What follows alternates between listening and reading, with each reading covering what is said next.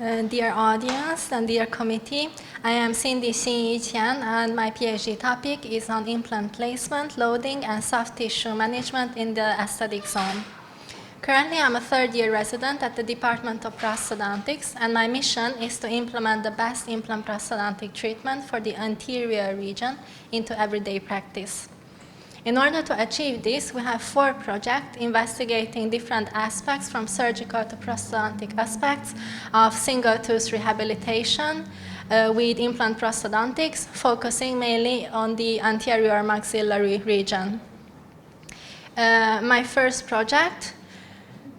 Currently, there are altogether 12 available implant placement and loading protocols. As you can see here on this table, marked with red numbers, indicate the timing of implant placement into the alveolar bone following tooth extraction, and the dark blue letters indicate the timing of prosthetic rehabilitation following implantation. The larger the numbers or letters means the later this rehabilitation happens. And conventionally, late placement and loading protocol was used, but understandably, patient would prefer the restoration of missing anterior teeth as soon as possible. And also the buccal bone has different metabolism in the anterior region. Therefore, we would like to investigate how these 12 protocols of implant placement and loading's timing would affect hard and soft tissue parameters in the anterior maxillary region with a network meta-analysis. We investigated these outcomes. Unfortunately, for implant survival rate, a network meta-analysis was not feasible. Therefore, a proportional meta-analysis was conducted. But for our other parameters, we conducted network meta-analysis comparing mean differences with 95% credible intervals. You can see here marked with asterisks those outcomes where we have statistically significant differences between protocols, and marked with hashtags are the ones where we had clinically relevant results. Due to the shortness of time, I will only be showing you the results of pink aesthetic scores, which is a 14-point scale investigating several different parameters of the peri-implant soft tissue. The higher the score means better the result. Based on the available literature, unfortunately, we could only compare 8 out of the 12 implant placement and loading protocols. You can see here on this rank diagram where the lighter color means better ranking. It is also marked with the sucra numbers in the bottom, which is a number ranging from 0 to 100. The higher the value means the better ranking that certain protocol has reached.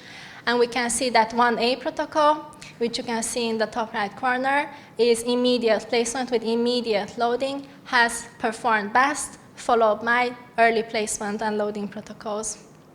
You can see the same here on this sleek plot, showing mean differences between each protocol. If you look at the first row, we can see that each protocol is compared to the 1A protocol, and in the bracketed area, marked with asterisks, we can see 1A protocol performed statistically significantly better than several of the other protocols, especially compared to the late placement and loading protocol.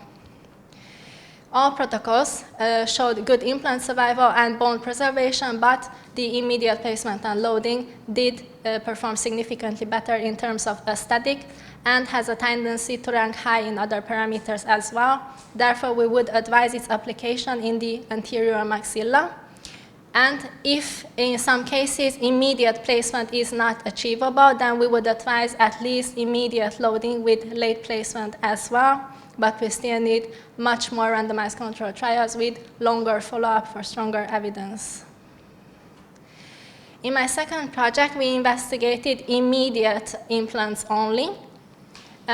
Here we have to introduce the concept of the emergence profile, which is part of the implant prosthodontics that shapes the peri-implant soft tissue. And the correct design of this is crucial for the long-term success and aesthetics of the implant prosthodontics. We can shape it in several ways, but eventually we have to achieve an anatomical form. This we can do in one step with an anatomical healing abutment or provisional crown. which is less painful for the patient as it is a one-step formation. However, it requires much more planning ahead from the doctor's side compared to the conventional stuck cylindrical healing abutments, which is readily available and can be easily inserted into the patient's mouth. However, as it is non-anatomical, it will be more painful and longer for the patient to achieve a final anatomical shape. Therefore, we would like to see whether it is worth using an anatomical healing, comparing the following outcomes. And again, due to the shortness of time, I will only be showing you results of aesthetic scores. Here we conducted a pairwise meta-analysis with two subgroups, one comparing the anatomical AHA group to the conventional cylindrical CHA healing abutment, and the other subgroup is the provisional PR, provisional restoration, compared also to the control CHA group. And we can see in the overall effect that the anatomical group has a statistically significant advantage, and it is also clinically relevant for us. But we do need, again, you can see this is an 8 to 12 months short-term follow-up, and we have quite only few studies. So we do need more studies in this area, especially studies on anatomical healing abutments. Nevertheless, we still do recommend the anatomical healing application in the aesthetic region. My third and fourth project investigate exactly the same topic. First, we scoped the literature with a meta-analysis where we found unmet need to conduct a clinical study. So I will be showing you our clinical study, which is a crossover clinical study. After the correct formation of the peri-implant emergence profile with provisional restoration, for example, we have to copy its exact shape onto our permanent restoration that the patient will wear for a longer period.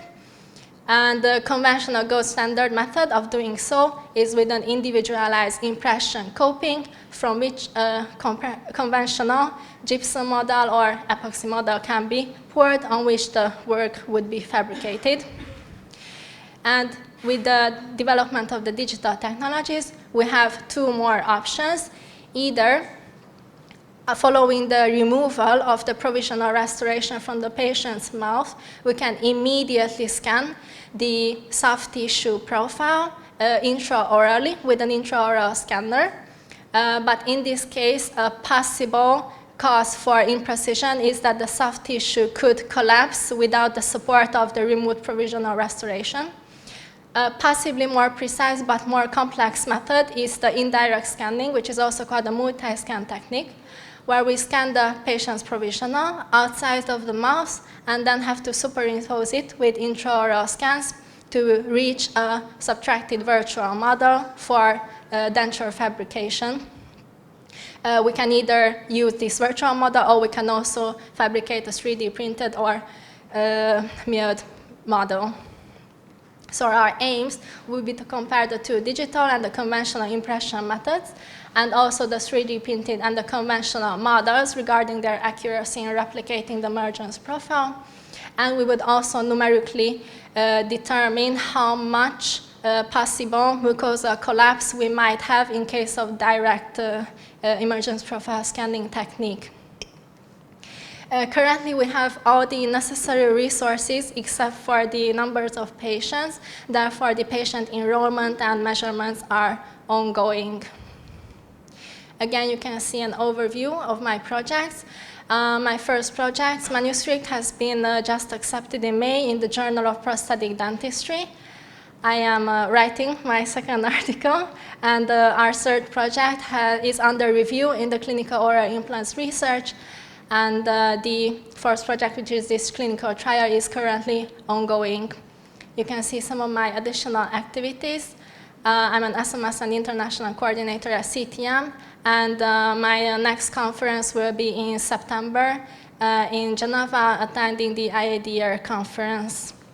And I would like to thank your kind attention with a quote from the Greek poet Hesiod, "But before the road of excellence, the immortal gods have placed sweat." Thank you. Thank you very much. very nice presentation and good advancement, what we have seen. Congratulations. I'm asking the audience for questions.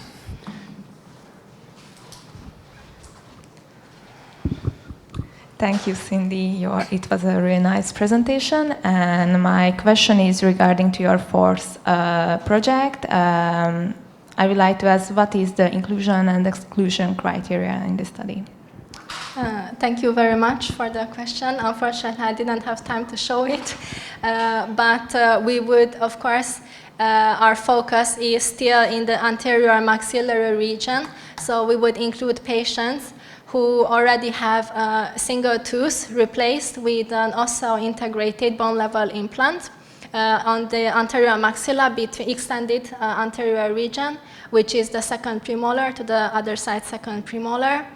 And since we investigate the impression of an already correctly shaped emergence profile, our inclusion criteria includes patients who have a correctly shaped emergence profile with a provisional restoration that the patient has already been wearing for at least 3 months. And the exclusion criteria includes, for example, smoking or general contraindications for treatment. And also, which is important, is that we only include patients who have a thick gingival phenotype. Thank you. Sorry, I have a question. So congratulations for the presentation. It just caught my eye that in your second topic, you have a very wide overall effect on one of the subgroups. And what is the reason behind it? You mean the anatomical healing abutment subgroup, right? Yeah. Yes, thank you for noticing this. It is quite eye-catching, this wide confidence interval. Unfortunately, as I have mentioned, we have a very low number of comparable studies that investigate anatomical healing abutments. Therefore, it is a strong indication for further research, and our work group led by my supervisor, Dr. Christina Mikulás, is actually conducting a clinical trial comparing anatomical healing abutments to the conventional, and the low number of studies, low sample size, and the slight heterogeneity all contribute to this wide confidence interval, unfortunately. Thank you. Thank you.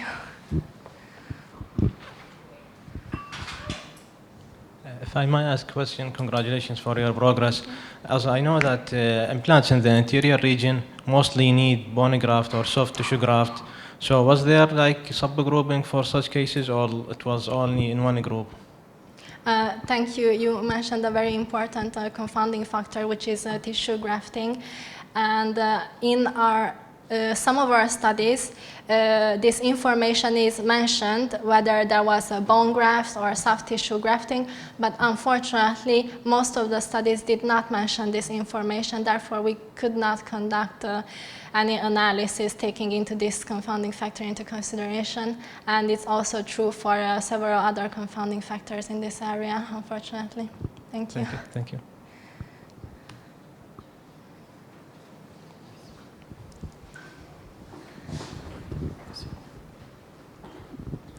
Thank you. I think it's about your first topic.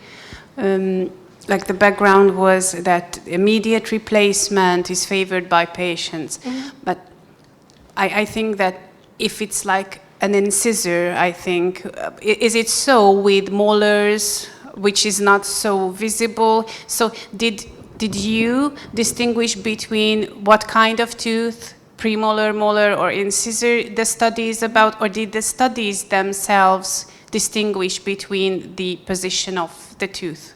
Thank you very much for the question. We specifically only focused on implantations which are on the anterior maxillary region, so anterior incisors. Sorry if I missed that. Yes, thank you. Thank you. So studies were only included if it was such a case. Yeah, thanks. Thank you.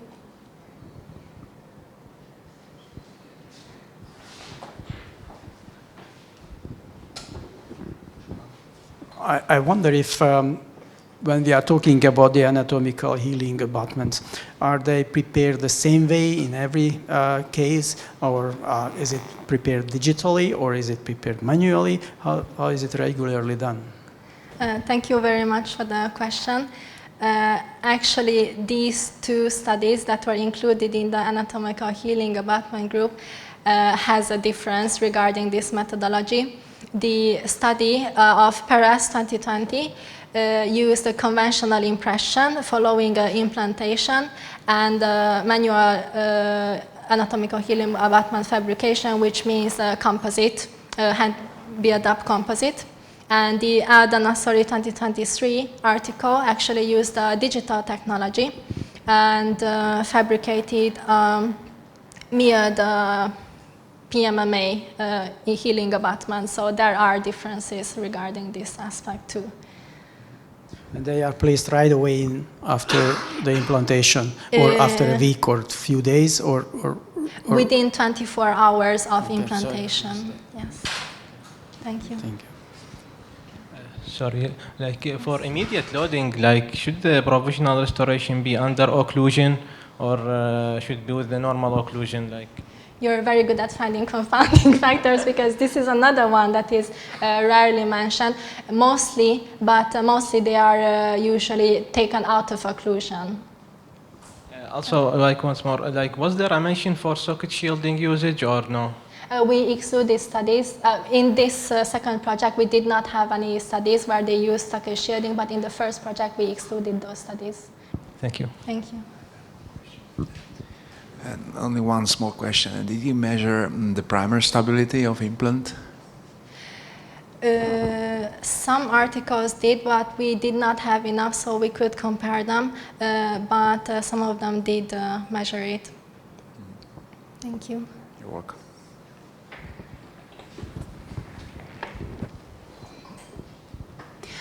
Please only answer this if you find it relevant. So regarding any of your outcomes or any of your studies, do you think there are patient-side characteristics which could influence your results? If it's covered in the term confounding, do you have some gut feeling about, like, what would you ask from a patient, or what would you look for in the anamnesis before deciding on procedure or talking about prognosis and stuff? So what, like, patient-side factors would you take into account?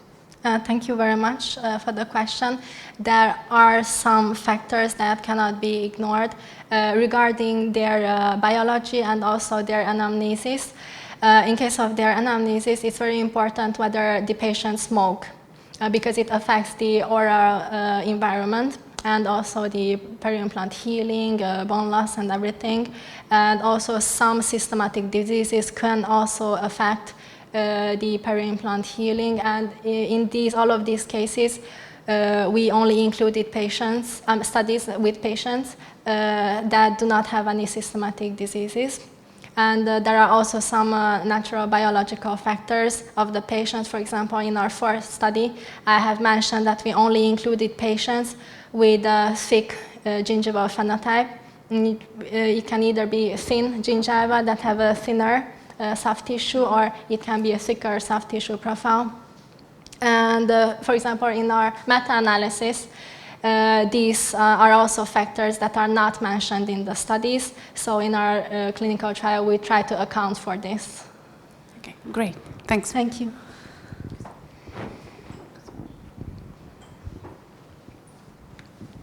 Any other? Regarding to your congratulations, regarding to your first project, is there any different costs between different treatment, because it's an important element maybe the patient needs to consider? Thank you very much for the question. The costs are not mentioned in these studies, but the first study investigated only the different timings of implantation, which means all the patients received exactly the same materials, the same treatment, just with a different time span. So I don't think in this particular case, cost would be a factor. Thank you. Thank you.